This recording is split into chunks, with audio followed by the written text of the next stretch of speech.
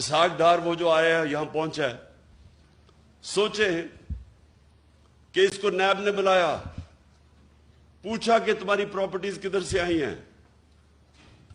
بجائے جواب دینے کے لیے پرائم منسٹر کے جہاز میں مفرور ہو جاتا ہے۔ نون لیگ کے زمانے میں وہ آج پاکستان آ گیا ہے اور فائنانس منسٹر بن رہا ہے۔ کون روکے گا؟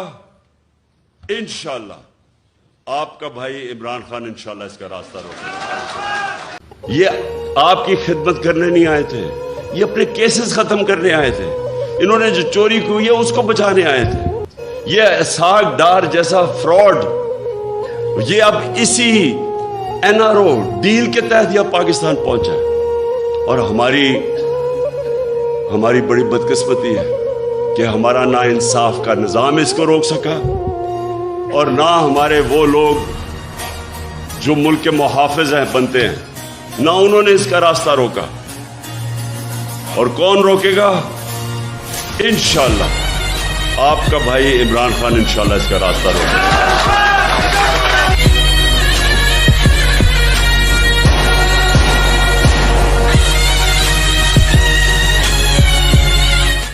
جس طرح فضل الرحمان اسلام کو بیچتا ہے، اس کو جو مرضی فتویٰ دلوانا اسے دلوا لو، اگر اس کو تم پوزیشن دے دو۔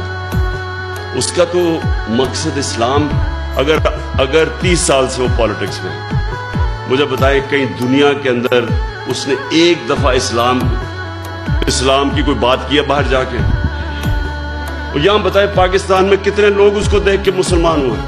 میں دعویٰ کرتا ہوں کہ لوگ اس کو دیکھ کے اسلام سے دور ہو۔ دنیا کی تاریخ میں نہ کوئی وہ انسان اس عروج پہ پہنچ سکتا ہے، نہ کبھی پہنچے گا جو ہمارے نبی صلی اللہ علیہ وسلم پہنچے۔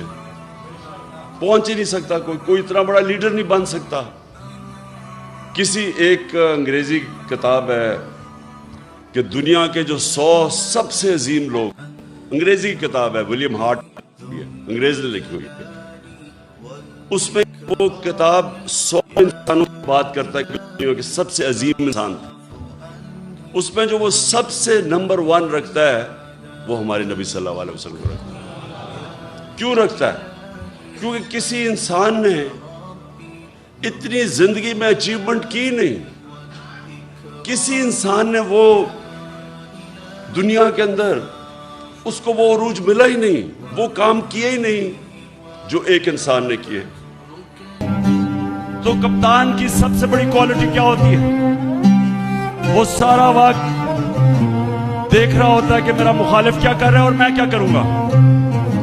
مجھے تو پتہ ہے رانا ثناءاللہ نے کیا کرنا ہے، مجھے تو پتہ ہے رانا ثناءاللہ نے کیا کرنا ہے، رانا ثناءاللہ کو نہیں پتا میں نے کیا کرنا ہے۔